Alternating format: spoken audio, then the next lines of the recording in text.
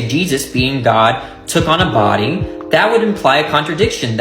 The objector in this video is trying to argue against Christianity by suggesting that it contains a contradiction in its claim that Jesus was both God and man, because that means an unlimited being was limited. I want to talk about why this is false. For the Christian, belief in the incarnation is only a contradiction if it maintains that Jesus is both limited and unlimited at the same time and in the same sense. However, this is not, nor has it ever been, what Christians believe. Christians believe that Jesus was one person who had two distinct natures, a divine nature and a human nature. And to put it simply, Christ is unlimited in respect to his divine nature, but limited in respect to his human nature.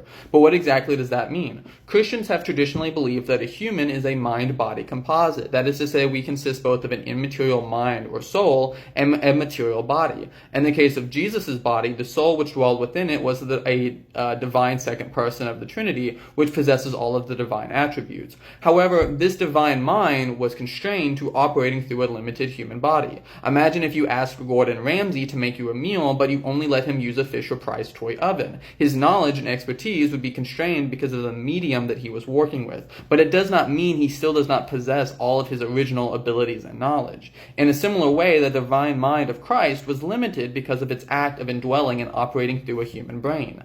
If you try to argue that it's part of the definition of God to never be limited in any way, which is what the objector in this video is doing, Christians will simply reject that definition and point out that we have never believed that. Christians have always believed that God can choose to limit himself through making covenants with man or by becoming human. So any definition of God which tries to bake in unlimitedness as an essential property is one which does not pertain to the Christian belief system. To argue along those lines would be to attack a straw man.